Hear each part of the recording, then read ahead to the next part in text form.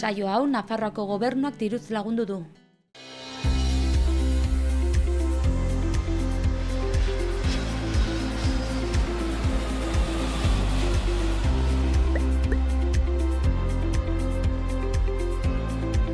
Ongitor ikusentzulok Nafarroak munduan programara, gaur Jon Maziziorekin gaude, zer moduz?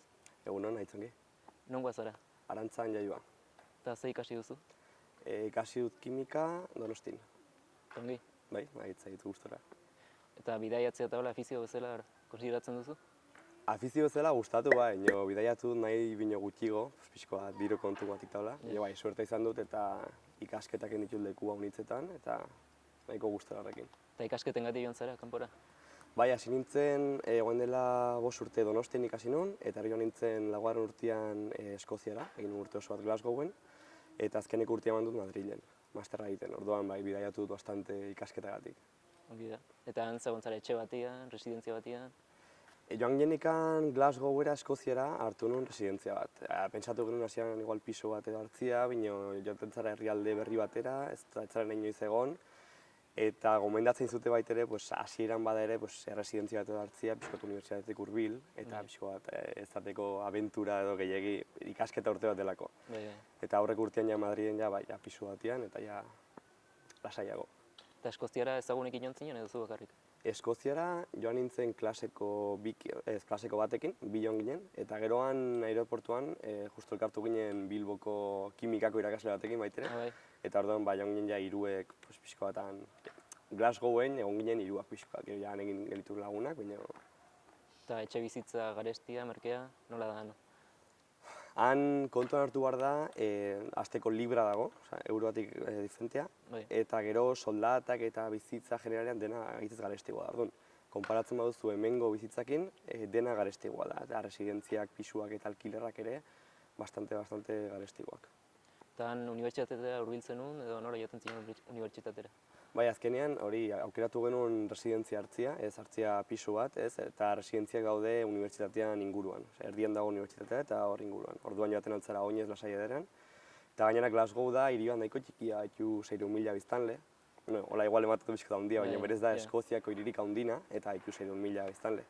Konparatzen baituzu bertze hiri batzukin, Madrid baitula 4 milioi inguru edo, nahiko txikia da. Orduan, nahiko gertu dago zentrua edo dena. Eta nolako da hango bizimodu, nola bizi dire bertakuk? Han badute, batez ere aldatzen da guretikan, aparte diruan kontua, dena garestikoa da, hori kontuan hartu behar da. Eta aldatzen da pila bat, besta giroa edo pixkoat alkohola mundua aldatzen da pila bat. Hango prezioak hor bai dire, pasada bat, agitz garestiak, ordutegiak ere aldatzen dire. Adibidez, diskota guztiak eta izten dute 3, ez da hemengo mentalitatea aldatu behar da. Eta eguneko bizitzan ere aldatzen dena da ordutegia. Bazkaltzen da gordiko 12 normalian eta afaltzeko jasten dire 7 edo ja prestatzen. Kontuan hartu behar da, adibidez, neguan, 3 ja farolak bizten dire eta 4 ilun dago dena. Orduan horrek ere egiten dizu mentalitatea bizkota aldatu, kanpoan zaude 5 eta ematen du ja etxaldeko arratseko 9 direla. Orduan gehien bat nik eranen hori, pixkot ordutegia eta gero ja kostumbreak, ni ikasle bezala joan nintzen, eta orduan igual ez nintzen hangoekin edo hainbertze relazionatu hango familiekin eta eguneroko kostumbroiek ikusteko. Baina, detailetxo batzuk ikusi nituen eta joanen gara atetzen. Orduan errantzen bizimodu azkar bat dela? Bai, baita hartu behar da kontuan, jeikitzen dire pixko aldenago. Ez askoz, ze egia da, goatzera joaten dire lehenago, faltzen dute 7-8, bino klaseak hasten dire 9. Orduan, klaseak hasiera hori berdina da. Orduan, joaten dire lehenago goatzera. Orduan, ez dakit, hor beti nik banun konflikto pixka eta nondik zergatik hori, baina ez dakit. Ez duzu jakin? Ez dakit. Hori bai, han atetzen dire klasetik, adibidez guk Donostin, genituen praktika batzuk arratsaldetan, eta atetzen ginen 6-7. Han hori ez, 4-5 ja atetzen zara, eta askotan 3 ere bai ja kanpoan zaude. Edo egiten duzu goizen jornada luzegoa, segido, edo bertzela, ez dakit nola banatua, klase bakoitza ezberdina, karrera bakoitza, baina 4-5 ja kanpoan. 7 inor ez dago unibertsitatean. Hori ja da gauan, ja hasi. Eta bada bizi soziala klaseak eta gero eta lana eta gero eta horrela? Bai, eta han niri gustatzen den pila bat, badute kontzeptu hori, ikusten dugu bastante pelikula amerikanoek unibertsitatenak eta badirela pues, ostatuak edo tabernak edo kampusan barruan eta horian ere hitzen da pila bat, eta hor egiten da bizi sozial pila bat. Ba, ituzte, hango unibertsitateko, jo nintzen Strathclyde unibertsitatera, ez da norbaitek jakin nahi badu, eta han badute ikasle juntak edo, badu eraikin oso bat, 7 plantakoa edo, ez denetara 11 planta baino 4 ez dire erabiltzen gauz sozialtako, bakarrik beraientzat. Baute planta batian jatetxe bat, bestean sala juegos, ping-pong, baina super handia dena, bertze sala bat kirolak ikusteko, pantalla handiekin, eta hola, bizitza soziala ikasleen artean unibertsitateko eremuan da pasada bat. Eta alkoholakin prezio bereziak, janaria, denetik. Eta da, noraikin bat izugarria. Eta badira baitera aparte, ostatu txikiak bezala. Eta dena kampusan barren. Eta da dena, bizitza soziala egiteko.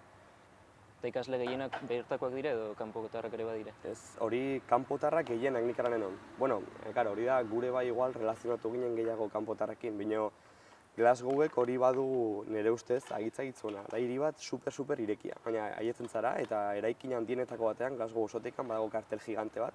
Eraten duna, jendeak egiten du Glasgow, hori eraten du. Eta beti saltzen dizute ideia, eta egia da, gero, edozein ongi etorria dela. Eta han ikusi duten jende kanpotar kopurua da pasada bat. Baina Txinatik, Estatu Batuak, Frantzia, Belgika, leku guztitatik. Eta ez bakarrikan Erasmus edo lako interkambioak, baitira daude kanpotik etorri direnak han ikastera. Eta egiten da pasada bat. Eta hiritik ere bai ikasleak ez direnak, ze diversitatea dagoen. Hola, hiri txiki bat izateko, ez dela Nueva Yorkoak, baditula 10 milioi. Hori nire ustez da puntoa nahiko hona hiri honena. Eta nola ziren erlazioak ikaskideekin? Ikaskideekin hor igual sartu zen pixko bat hor guk kulpa pixko bat izan genuen goazkenen erlazionatu ginen gehien bat kanpotarrekin. Osa, kanpote joan ginenak eta betiko egin genituen lagun pila bat Murziako pila bat zen, Andaluziako, Madridekoak eta pixko bat muitu ginen estatu mailan. Gero Bilbotarrak ere bat zeuden eta gero aparte ezagutu genituen bastante baitere Erasmusekoak, Frantzia, Italia eta lakoak. Orduan, bertakoekin ez ginen honitz erlazionatu. Eta hori guain pensatzezu eta ematen du pena pixko edo ez dakit azkenean hori pasatzen da. Ze goztatutan eta gure bai juntatzen ginen kanpotarrekin, ze errexagoa da hitz egitean, noan guazara, neze bazara hemen, ez dakit. Eta bertakoekin egiarran hori gutxi. Neri kasualidadez gainera klaseko proiektu eta hola gutxi marra izan ditun, taldekako lan gutxi, orduan ez nintzen juntatu honitz klasekoekin. Bino, hori, gehien bat kanpotarrekin erlazionatu ginela. Orduan hango iturak eta kultura eta hola, gutxi izautuzu? Gutxi, gero baten bat, bagenitun lagun batzuk residentziako bertze pisutan eta residentziako pisu horietan zeuden jende eskozesarekin, baitere. Zera, han residentziak, hangoentzat daude reservatuak lehenengo eta bigarren urtean zatuzte dut, adibidez, 3. edo 4. mailako ezin dute. Orduan, lehenengo eta bigarren mailako eskozes bastante zeuden residentziatan, justo nerean ez. Baina ondokoetan bai, eta horiekin bai, ez dakit pisotan gelditu, dara batzuk hartzera, residentziatan, eta gero kanporateri eta pixkat bai. Baina hori, gehien bat kanpotarrekin azkenean. Eta bestan asuntua nolako da? Bestan asuntua da, ahitzaitz kurioso, eta guk kurso guzti eman genunan, nik eman irailetik ekaina arte, eta guainikan ez genien hartu guk trukiloa. Ze hemen askotan egiten da, berandu gelditzen gara, joateko itxera, afaldu lasai, gero sobremesa on bat, edo ona edo beren luzia. Izan barrik janari pilatekin edo dari pilatekin, baina luzia. Ez, eta 12ak, ordu batak, eta ez dakit ordu batak terditan edo bitan dola gu Donostian, atetzen ginen buelta bat ematera, zen gauzak irekiak daude, hortzila edo larun bat batian. Joan aldatu behar da txipa, ze ostatuak haunitzek zerbitzen dute bakarrik 12ak arte, eta gero ja nahi baduzu jarraitu, diskotekak eta 3tan izten dute denak. Orduan guri beti, atatzen ginen, ordu bat aterdiako etxetik, eta azkenean egoten ginen kanpoan ordu bat. Eta kostalitza egon igual 6 hilabete pixkoat martxa hartzia. Gelitu gara zara 7tan, 8tan, afaldu, eta horra zila pixkoat juntatzen jendeakin, eta libartzara etxetik agitzagiz goiz. Eta buelta etxeare, 4tan zaude itxin, eta ezin zara ino da joan, itxin zaude. Eta orduan, hasieran egiten du bastante raro, bino, ez dakit, hori da dena, eta han oituta daude. Gu ez ginen oitu. Bino, hori xe da. Eta errandiazu garestego zerela, bestak taula. Bai, garestikoa da. Han nabitzen da gehien bat, eta nik kasualidadez edo erabaki propioz ez dut erretzen. Ja. Ez baina, olako tabako eta alkoholak eta badituzten zergak eta prezioa da pasada bat. Baina pila bat igotzen da, Hori, guainen naiz horretzen prezio eksaktua, baina nik aranen nun bikoitza isa. Hemen, ez dakit, hau dena da prezio asmatuak, baina hemen 6 euro balio duen gauza batek, han balio dizu 13 da 15. Gaina dire 13 libra, pasatu eurotara 15 euro. Da hitz janarian eta garestigoa da, bino ez da inbertzen agaitzen. Eta horren alkohola, tabakoa eta lako gauzak pila bat. Orduan ze kontsumitzen dute ostatutan? Hori da gauza, eta hemen, eta hori, hirian, Madrilen ikusi dut pixkot kanbioa, hemen, adibidez, bestatan guatitzen gara honitz ostatutara, eta hasten gara jan, edaten muskaina batzuk, eta ez dakila pixkot, han. Hiritan eta eramaten da gehiago, baten etxean gelditu, erosi supermerkatu batean aliketa gehiena, eta han edan edola. Eta Eskozian ere, gu egiten genuen berdinez, azkenen ostatutan, ere agitzaiz garestia da. Menkainatek zena balio dizu, 2 euro lako zerbait, eta esan balio dizu 4 libra. Direla 5 euro edo 6 euro. Bai, gaulia baino bai. Eta, claro, ez du ematen gu. Gainera ez ginen ari lanian, eta ez du ematen. Eta janaria nolako da janaria?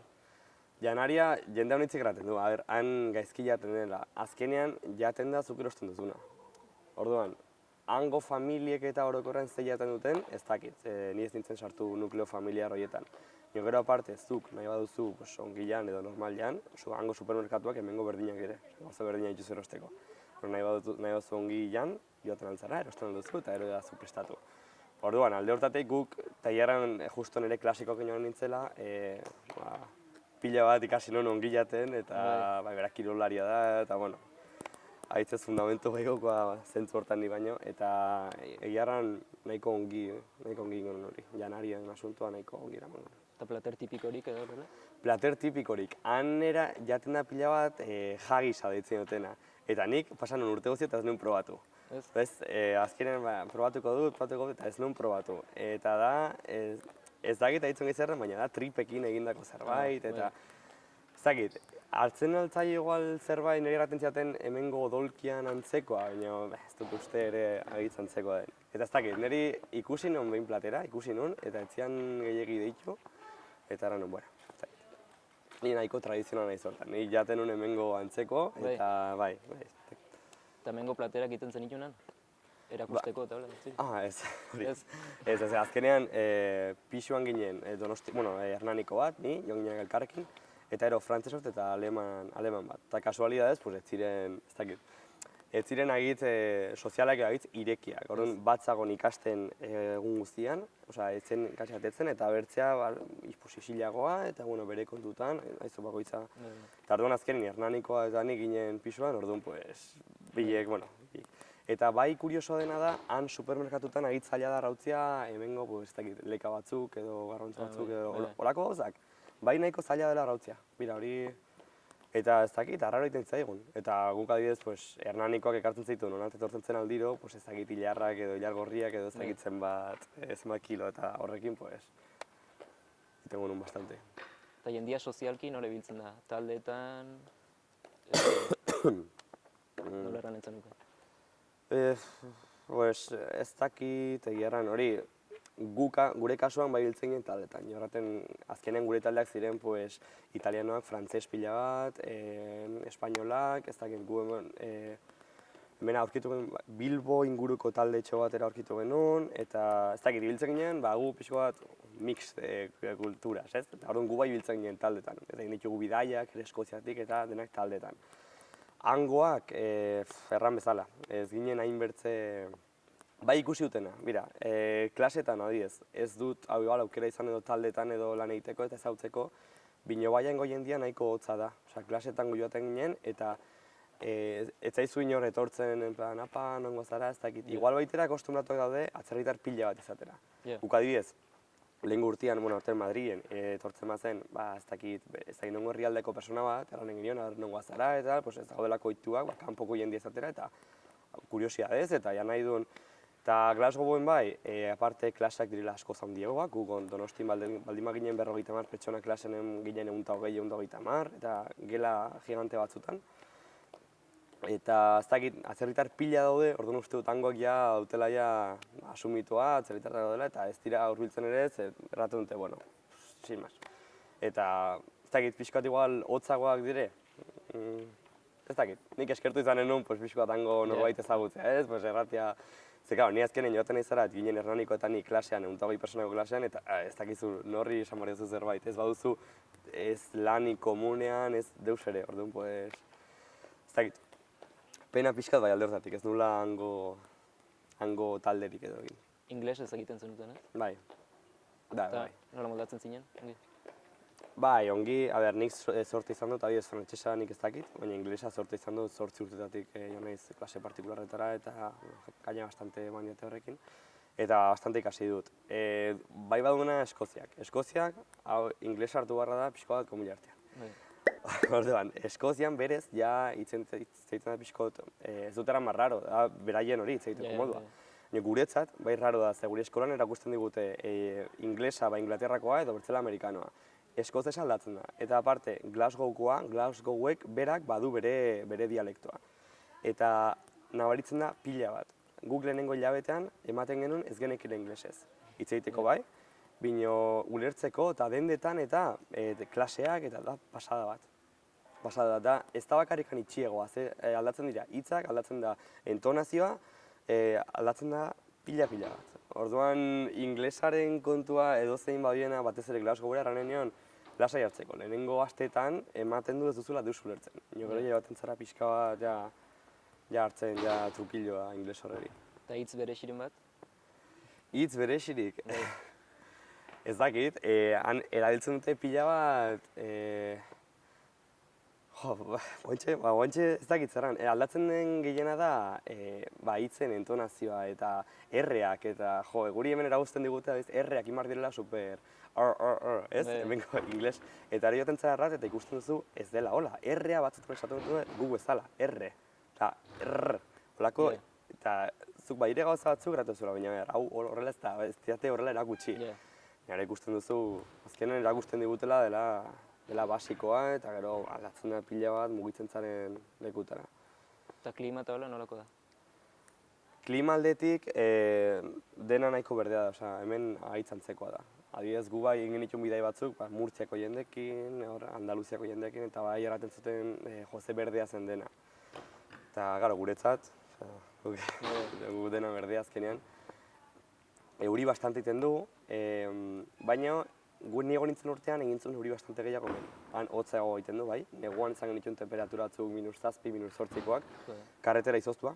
Baina izoztua, ezin zen osagoinez ezin zinen joan, erortzen zinen. Eta gaina izango nuen alerta gorri bat. Egon zen Glasgow, aste batez, itxita, elurragatik, ez dakit zenbat zentimetro itxituen, ez dakit zelako zerbait. Eta egon zen aste bat itxita, eta dendetan, guri justo egin genuen konprak, asteko konprak, eta hurrengo gunean ja eintzun elur erantzi bat. Eta egon zen aste batez dena itxita. Pues errantziaten lagun batzuk eta joan zira dendetara, ez zagon ez esnerik ez ogirik. Osea, ez dagoen alerta roja. Eta hori bai izan zen bizkoak, guk ez genuen problemarik izan, justu egina genuen konpra, eta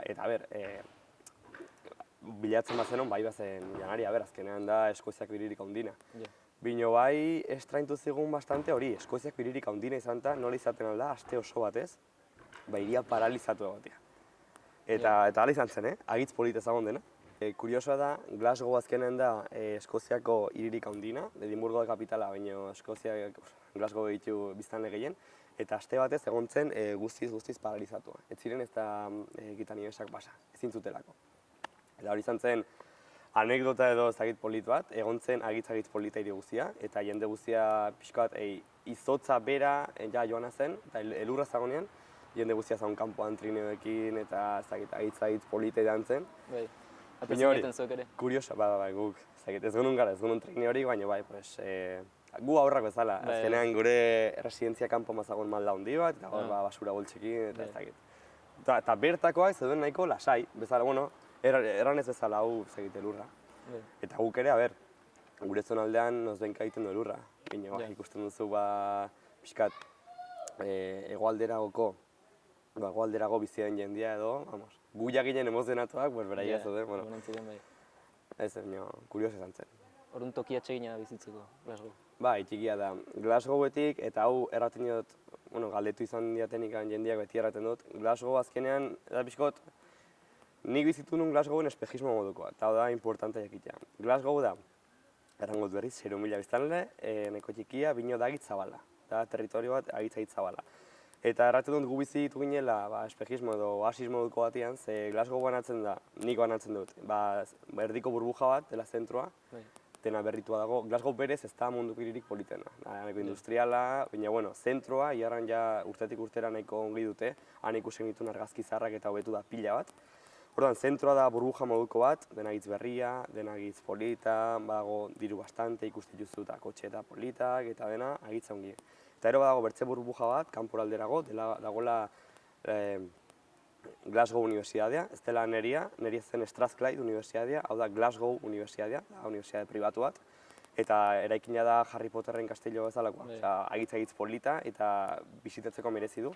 Eta hori da, zonalde hori da bertze burbuja bezala, hor dena agitz polita, dena agitz zaindua.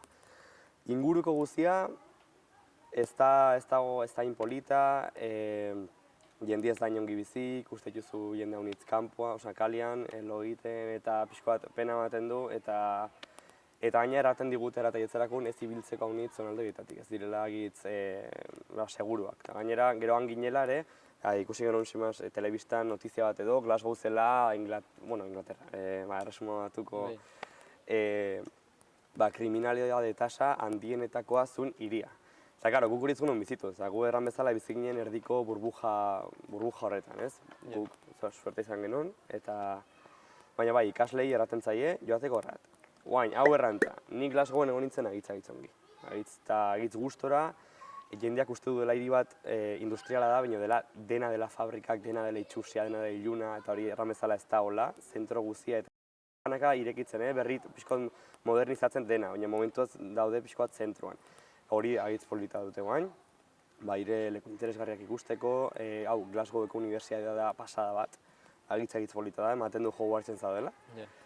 Eta hori, nire ustez polita da, gero hortxe duzu autobusa Edinburgora joateko, agitz hiri lasaia da, ez da hiri kontzeptu bat Barcelona, Madrid olako zaratakin eta gozpilatekin, hiri nahiko txikia da, zentzu hortan, eta agitz ongi bizitzen da, agitz ireki darran bezala, bai atzerritarrekin, iteunte laguntza pila bat homoseksualidadeen asuntokin dire super irekiak, eta ez dakit, gonbidatzen dutean egotera. Ez dakit nola esplikatu, baina agitz atsegina dela hiria, kanpotar batentzat, ara joateko. Ez bakarrikan turismo, eta hor bizitzeko, eta denak dire super atseginak, laguntzi zute pila bat, eta nik elitzen ez Glasgowekin gehien bat, idea horrekin. Hango jendia, nahiz eta ni han ez ibili hango lagunekin edo, jendia orokorren kalian eta ze atsegina den kanpotarrekin. Agitz ongi alde hortatik.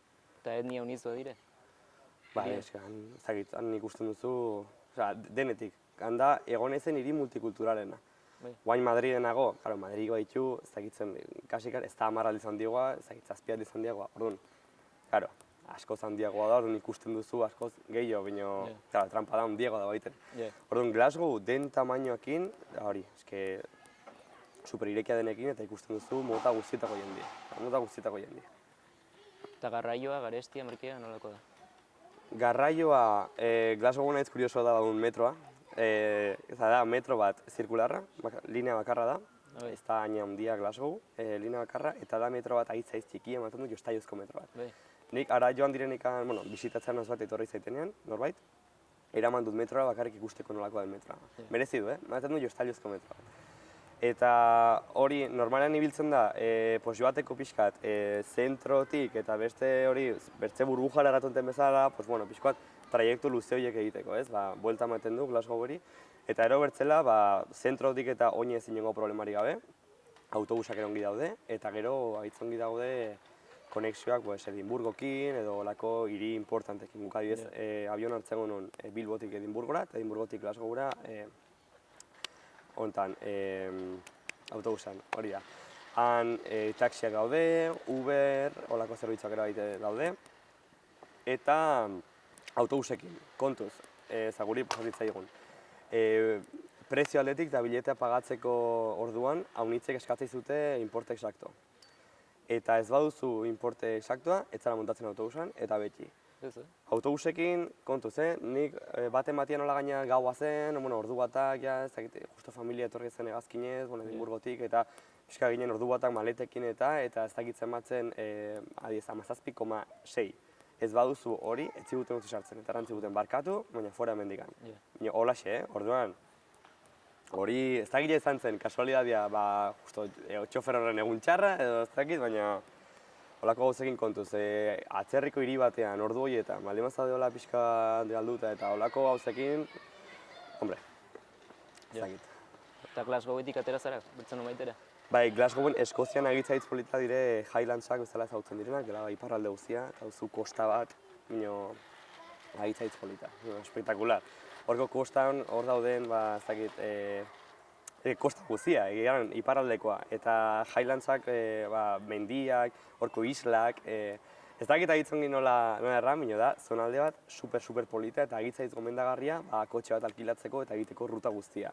Gu joan ginen, lehenengoa Skye islara, isla de Skye, eta leku hori da pasada bat, osea da, agitzaitz polita. Edozein joaten dela Eskozia, nik errati dut joateko isla hortara, ze egiten. Eta ez dut eusgego erramar, bakoitza ikus behitza interneten eta ikusiko du gaitz polita dela. Gero, kotxen alkilearekin, guk hori ez genuen egin, ze gu hori nahiko joan ginen alik eta gutxina gastatzera, bastante gastatzen genuen ja eguneroko bai residentzian eta jaten. Eta kotxen alkilerran, gure kasuan, izategatik 23 urte baino gutxiagokoak eskatzen ziguten fiantza bat, adibidez, 1.200 librakoa. Gehi, gero balio duena. Nolako zerbitzuak eta Eskozian, gu bederen Glasgowen lehenengo beti galdetu. Ze, badire zerbitzu batzuk haitz garestiak, ez duzula haitz ulertzen ongi zergatik, edo bera arrazoiak izanen ditu.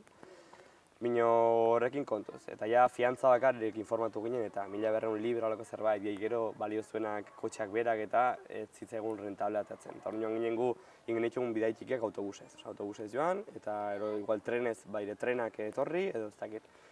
Eta pixkat mendirare, ni ere berez ez nahi zagitz mendizalea, gustatzen zait, bino ez nahiz joaten.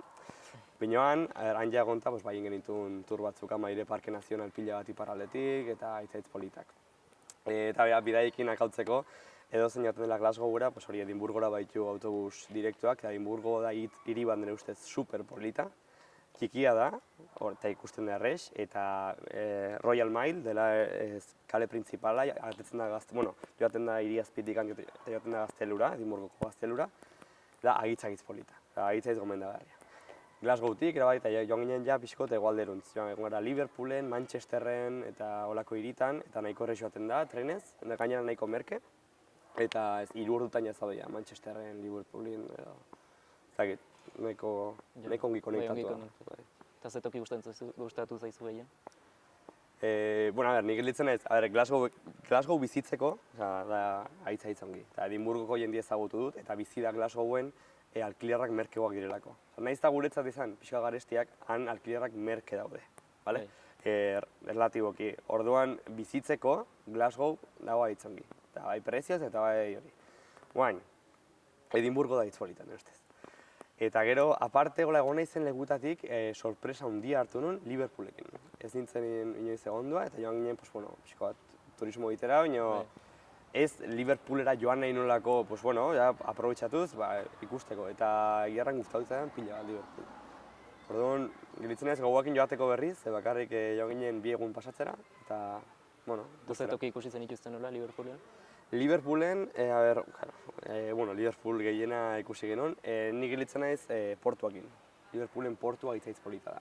Eta, gero hango leku mitikoak, joan ginen, The Beatlesen hori tabernara, The Cavernera, eta ez dakit, olako puntu espezifikoak ikusi genituen haunitz, baina portua orokorrean, portu guztia nahiko polita da. Egia da, tokatu zitzaigula egun bat agitzona, eguzki pilatekin, eta horrek dena hobetzen du.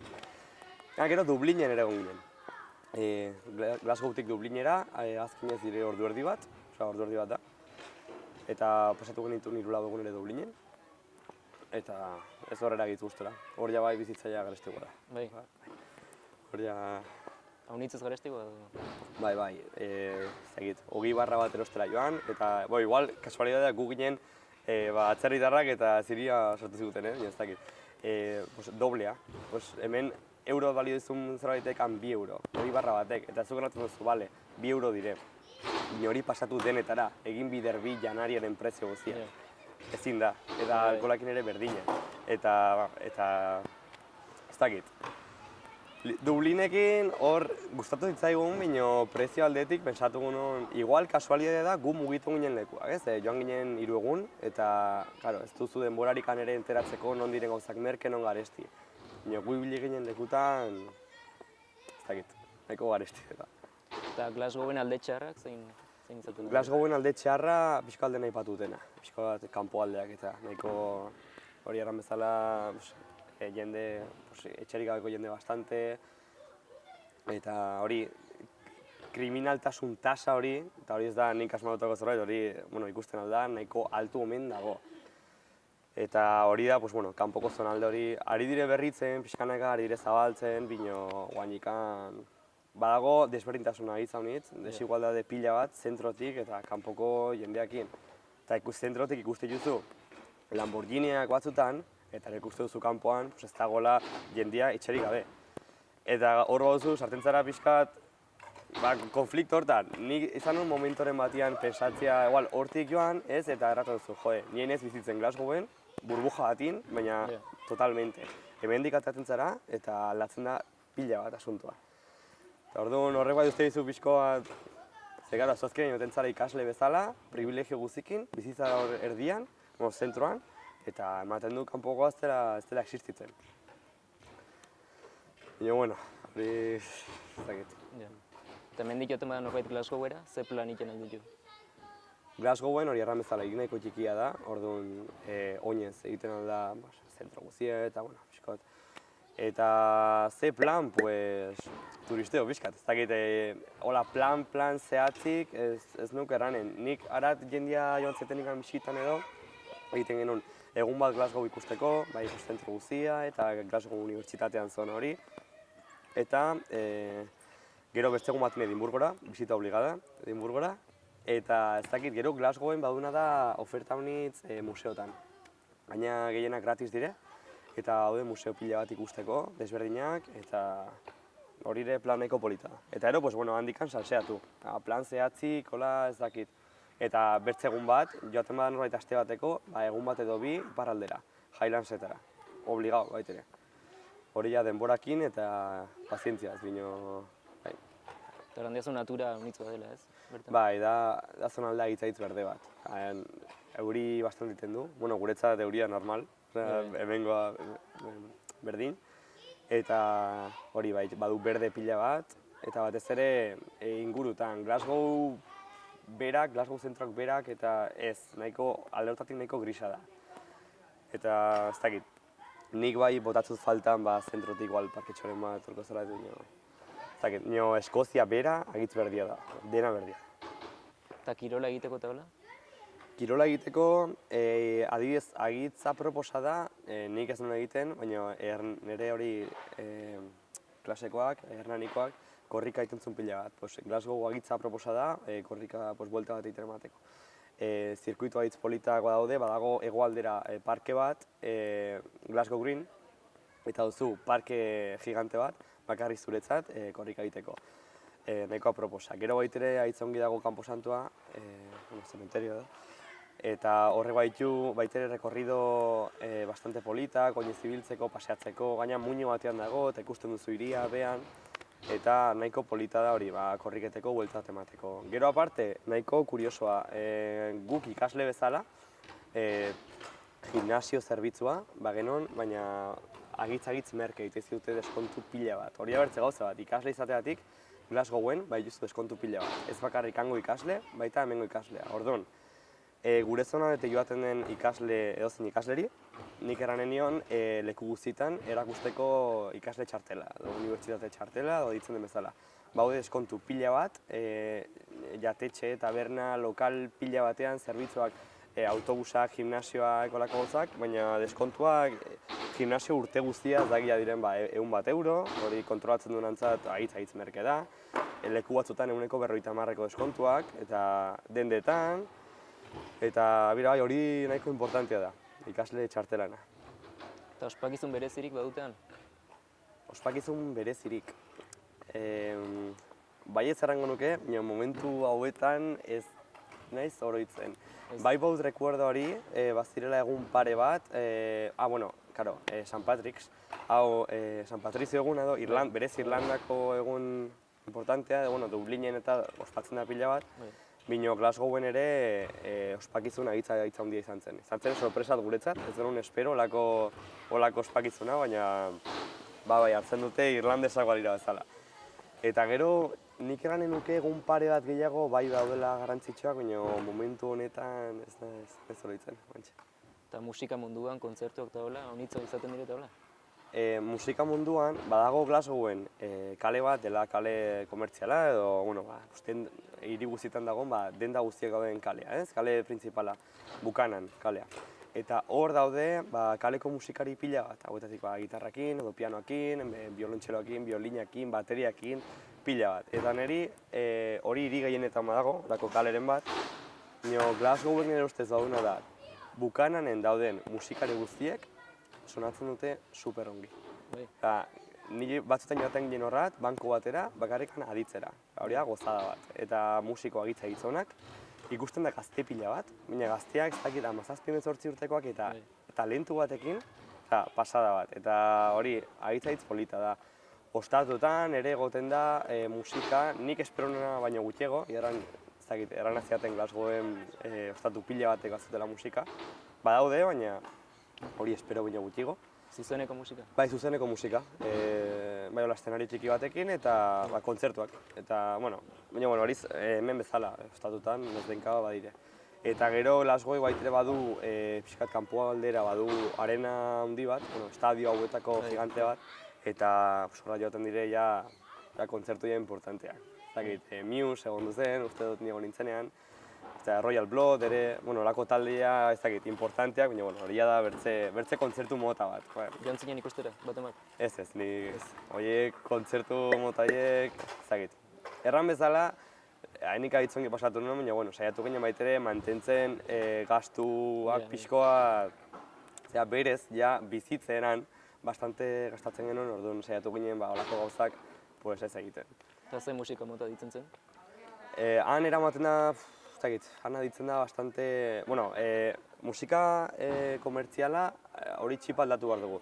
Jendeak uste du Glasgowera joan edo Eskoziara joan eta ditu behar dela dena folk musika, folkloreak. Hori aztu, bau diskotekak, 3 plantakoak bakarrikan reggaetoia ertzutenak. Eta hori saltzen da pila bat, aditzen da pila bat. Baude latino haunitz, egoalde pixkot mediterraneoko jende haunitza dago, baitere. Bino hangoek ere, hangoei gustatzen zaie pila bat reggaetoia. Hori izan da deskubrimento bat ez hainen, ona? Baina ez genuna espero, da pasada bat. Pixko bat, azkenean bestaz denak aditzen dugu hori eta denak gustera. Bino nik espero nun, ara joan da hori ez egotea, eta kanbio bat, ez? Ikusteko besta giro pixko bat desberdin bat. Eta azkenean entetzen zara besta giroa dela berdina.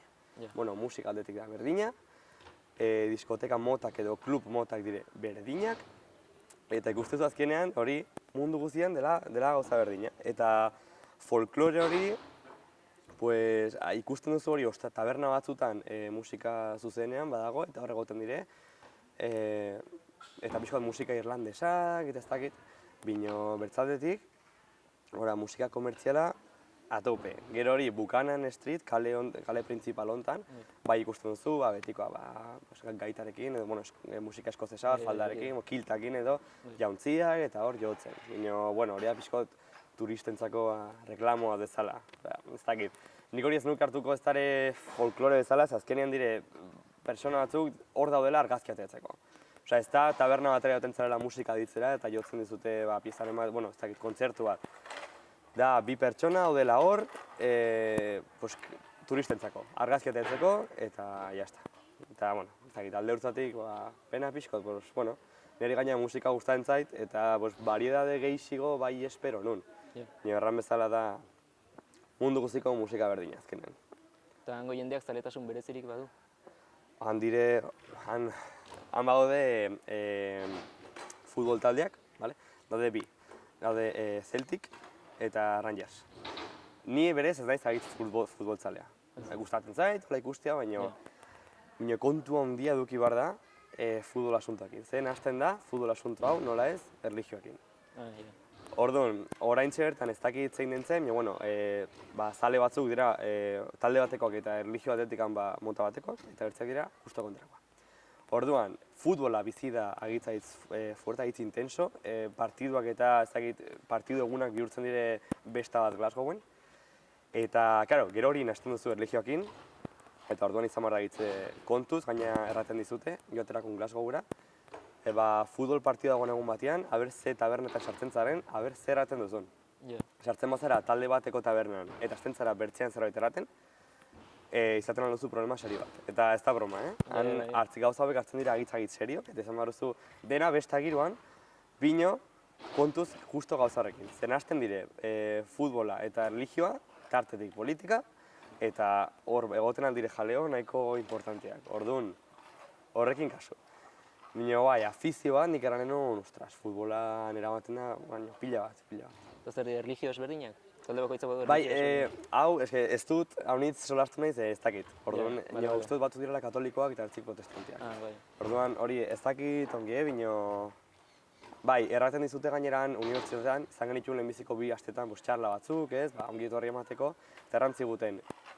Olako jale horren bat edo hasten bada, ez sartu. Ez sartu, ze bukatzen duzu gaizki. Eta ez dara ez joan lagunak baldin ere, bai, baina ez joan taberna batera eta hasi olako gozekin brometan. Ez, tema serioa da, eta han hartzen dute agitz serio. Eta politika nolako da, ez dakizu? Politikan ez, hori ez dakik gu ez ginenan politikan hori sartu, eta gainera ez zigun joan ginen garaian etzen politikoki edo ez dakit epoka... Gaur egun, hemen gaur egun justu urte honetan hemen bai, hemen dena politika da. Joan nintzen urtean, han etzen politika evento berezirik, orduan ez gunun asko ditratatu. Gero gure artean bai, ikusten duzu herrialde pilateko jendea, eta hor bai. Han berez ez, Irlandara joan ginenean, justo joan ginen zagon referendum importante bat, eta orduan bai bazeren politika munduan edo bastante. Irlandan ere errantzi guten, kasu politika eta erlijioekin, ze Irlandan erlijio nahiko sartu dago, nahiko importantea da. Baina ez, gu saiatu ginen han, gure artean baino, han ez ginen sartu tema politiko, sozialtan, ze, ezakit. Eta anekdota berezirik, baduzu? Anekdota berezirik, dago, elurtean anekdota, hori bat. Eta gero, bertze gauzat nahiko kuriosa Glasgowen da Arte Kontemporane Museo Parian, badago estatua bat, eta badu kono bat buru gainean. Eta da kono bat, obratako kono bat, kaleko kono bat, Eta hori kontatu ziguten dela noizbait, hango pertsonatzuk bestaz, jarri zioten kono bat estatuari. Eta gero, urrengo gunean, poliziak kendu zuen. Urrengo gunean berritzari jarri zioten konoa. Eta hola egon ziren ez dakit, hain bertze denbora, oan ja estatu horrek baduia bere konoa. Kono bat badu buruan, eta noizben kaiatzen dira aldatzen, bai kolorez eta bai hola, baina ja poliziak uzten du. Eta da ja, la estatua del kono. Eta hori Glasgoweko entzat, eta baitz kuriosoa da, konoa da simbolo bat bezala. Osa, simbolo, obviamente ez da simbolo ofizial bat, bizkot besta simbolo bat. Eta justo guan dela jabete atzegu lehitu nuen, bertze estatua importante bateri, hor dagoen, jarri ziotela kono bat. Eta orduan, notizia zen, Glasgowekoek egina zutela estatu hori bere inkatu bezala. Eta orduan, joaten zara Glasgowetik oiniz eta ikustituz estatuak gautela obratako kono bat buru gainean. Eta bestaz, jendeak hartzen ditu konoak eta namate jutxera. Eta trofeo bat bezala. Orduan, anekdota bezala utziko nun, han besta trofeoa edo besta ikonoa da kono bat. Eta ikusten dire, ematen du broma bat honek, nora joaten den edozinek, pixkot besta giroan, ikusiko du zer, jendeak kaletik kono bat buruan korrika, eta hori normala da. Han normala da. Orduan ez dakit, hori uste dut nahiko kuriosa dela. Eta itzuliko zara berriro, Glasgowera? Ba, itzuliko naiz, batez ere joan nintzenekin, itzuli nahi hor viaje bat pendiente, baina ez dakit, pixko bat reunion moduan edo ez dakit denak elkartzeko. Eta ez dakit, aparte hori ere baut pendiente, Highlandsetatik pixko bat bidai handiago bat egitea. Eta itzuliko naiz, Glasgow, Edimburgo, bisitatuko ditut, seguro. Gero gainera guain lagun bat joaten zait Inglaterrara ikastera, orduan, aprobetxatuko dut hori eta iparralderago joan, eta Glasgowera. Eta ze plan dituzu guain? Guaintxe bukatu dut master bat Madriden, egin dut kimika organikako master bat, eta guain hasi behar dut urrian doktoretza bat 4 urtekoa Madriden. Orduan, plana, momentuz, 4 urtez egon naiz Donostin, Glasgowen eta Madriden. Guain tokatzen zaila 4 urtez, beste 4 urtez, lasai, eta Madriden ja han denbora bat. Bueno, pues ongi segi eta eskerrik asko. Eskerrik asko zuri. Xaloa Telebista, zure eskura.